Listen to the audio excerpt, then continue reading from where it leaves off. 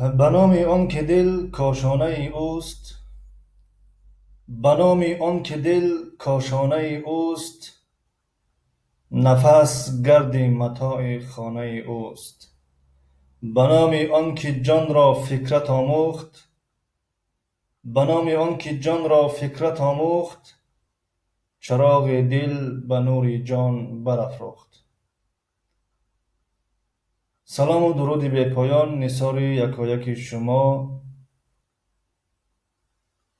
دانش آموزان گرامی، زبان آموزان ارجمند و علاقمندان زبانهای خارجی. همگی شما را به درس نوبتی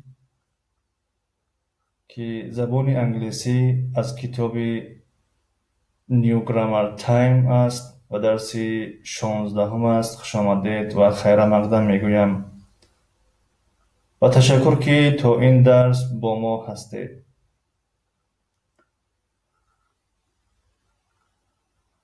البته افیر درس های آنلاینی ما مثل هر وقت دوام می‌یابند و آنچنانی که پیش از افیر درس ها داشتیم که نوارهای کوتاه ثبت میکردیم میماندیم و تصمیم گرفتیم که این نوارها رو نیز ادامه دهیم.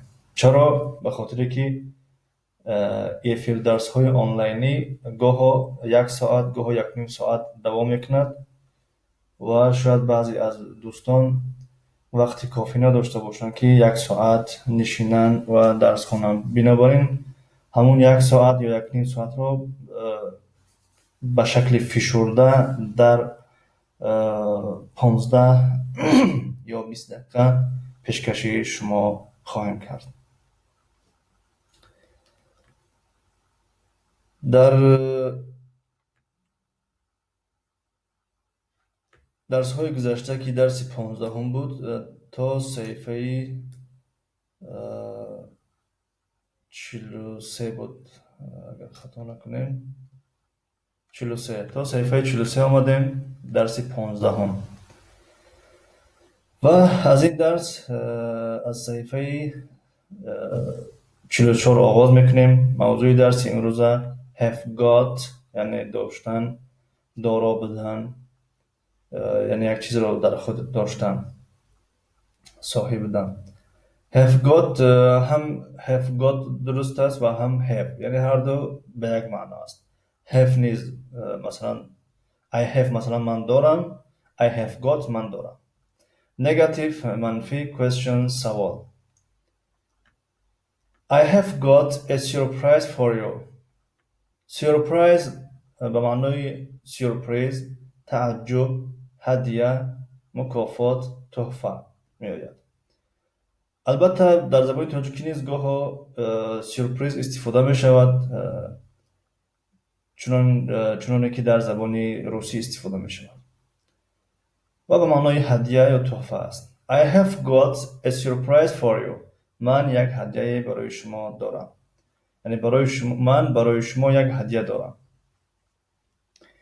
یمی یمی با لذت، لذیذ، عجایب ترجمه شده است.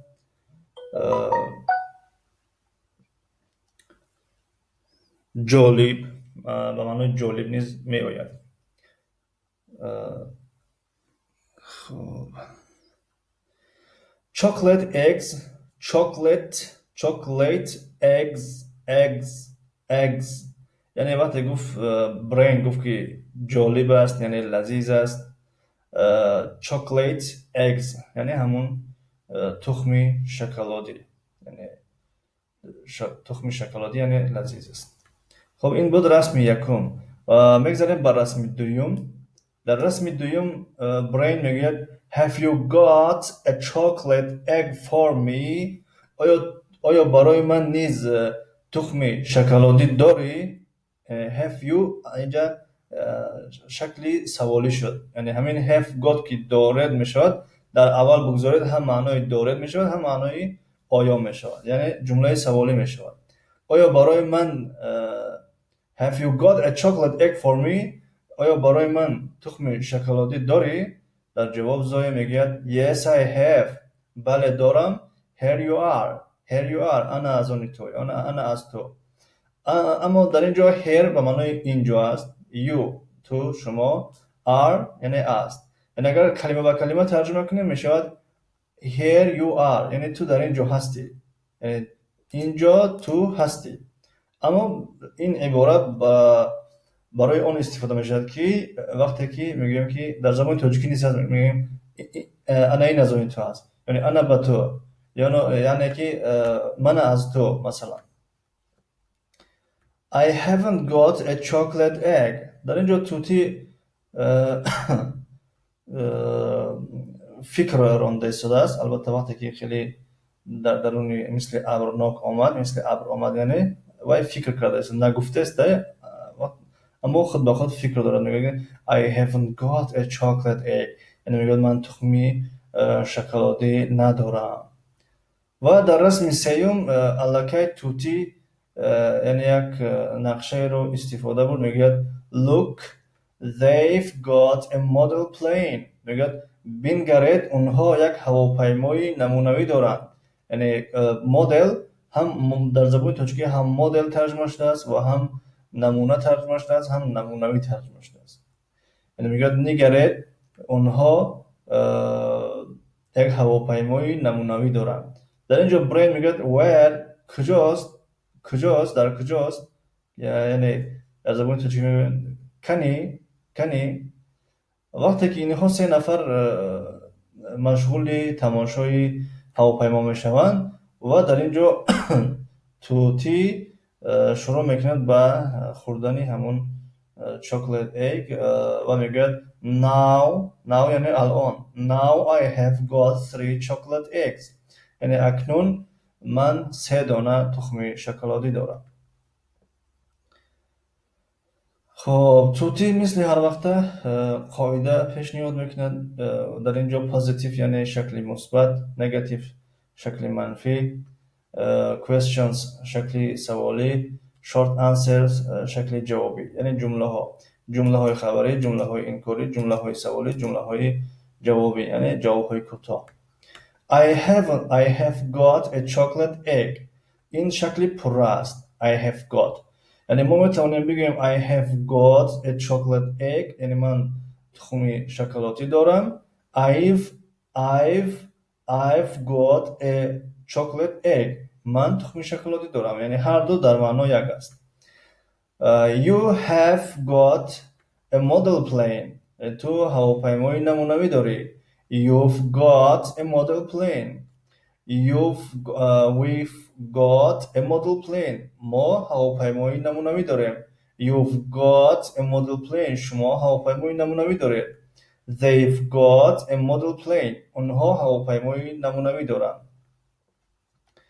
خب نگاتیو منفی شکل انکاری. I have not got a chocolate egg، یعنی من تخم شکلاتی ندارم. و you haven't میشود مثلا have not got گویم میشود haven't got گویم. You haven't got a model plane، شما هواپیمای نمونوی ندارید. We haven't got a model plane، ما هواپیمای نمونوی نداریم. You haven't got شما هواپیمای You haven't got a model plane، شما هواپیمای نمونوی ندارید. They haven't got a model plane، آنها هواپیمای نمونوی ندارند. Questions یعنی همین جمله های خبری که هست همین رو فقط haveش رو یعنی کلمه have رو میگیریم در اولی جمله میمونه، میشه جمله سوالی. مثل اینکه have I got a chocolate egg، آیا من تخم شکلاتی دارم. Have you got a model plane، آیا تو هواپیمای نمونوی داری. Have you got a model plane، آیا ما هواپیمای نمونوی داریم. Have you got a model plane، آیا شما هواپیمای نمونوی دارید. Have they got a model plane، آیا آنها هواپیمای نمونوی دارند. خب این بود جمله سوالی و این جواب‌های کوتاه. مثلا کسی پرسد که have I got a model plane، آیا من هواپیمای نمونوی دارن؟ در جواب میگویم که yes you have، با you جواب میدیم. و اینها یعنی به ترتیب خونیم جوابهای کوتاه، مثلا yes I have، yes you have، yes we have، yes you have، yes they have. معنیش یعنی من دارم، تو داری، ما داریم، شما دارید، آنها دارن. اگر نداشته باشیم چی؟ no I haven't، no I haven't، نه من ندارم. no you haven't، نه تو نداری. no we haven't، نه ما نداریم. no you haven't، نه شما ندارید. no they haven't، نه آنها ندارند. خب این بود گفتگو در موضوع have got و قاعده یعنی قاعده گراماتیکیش. بگذاریم در تمرین ها. تمرین یک رو نگاه کنیم. میگوید look choose and write، یعنی نگاه کن و انتخاب کن و نویس. funny noses یعنی بینی عجایب. a pizza همون پیتزا که در بسیاری زبان ها پیتزا ترجمه شده است، یعنی نانی که در درونش پنیر و گوشت و دیگر محصولاتی یعنی سبزوات گاه می شود و گاه به مثل حسیب و دیگر چیزها می شود. یعنی نانی گوشتیش ترجمه کنیم. خب همون پیتزا به فکرم که در همه جا مفهوم است پیتزا. on an ice cream یعنی اخماس. big feet قدم کلان قدم های کلان. a green bike یعنی دوچرخه سبز. خب رقم یک خودش کار کرده است. میگه I've got an ice cream. I've got an ice cream. من یخماس دارم. we've got a pizza. we've got a pizza. ما پیتزا داریم. رقم سه you've got a big feet. a big feet. you've got big feet. you've got big feet. یعنی تو قدم های کلان داری. I've got a green bike. I've got a green bike. I've got a green bike. من دوچرخه سبز دارم. خب they've got a funny noses. they've got a funny noses. they've got a funny noses. یعنی اونها بینی عجایب دارن یا بینی شوق‌آور یا خنده‌آور دارن. تمرین رقم 2 write the negative یعنی جمله های انکاری رو نویسید. مثلا در اینجا میگه they've got a model car. اونها یک ماشینی نمونوی دارند. پس همین رو انکاری کردن در کار. they haven't got a model car یعنی اونها ندارن ماشینی نمونوی. you've got a new bike یعنی شما یک دوچرخه نو دارید. you haven't got a new bike یعنی شما دوچرخه نو ندارید. I've got a red pen. a red pen یعنی من قلم سرخ دارم. I haven't got a red pen من قلم سرخ ندارم. we've got an ice cream ما یخماس داریم. we haven't got an ice cream ما یخماس نداریم. they've got a parrot اونها توتی دارن. they haven't got a parrot اونها توتی ندارن. you've got a green kite اونها بادبادک سبز دارن. you haven't got a green kite معذرت you have got a green kite یعنی شما یا تو بادبادک سبز داری. you haven't got a green kite یعنی تو یا شما بادبادک سبز نداره. تمرین رقم 3 write questions and answer یعنی سوال و جواب ها رو نویسید. they a watch یعنی تنها 2 کلمه آورده است، در بعضی حالت 3 کلمه. اینها رو جمله کردن در کار یعنی جمله سوالی. مثلا they و a watch می شود have they got a watch جمله سوالی.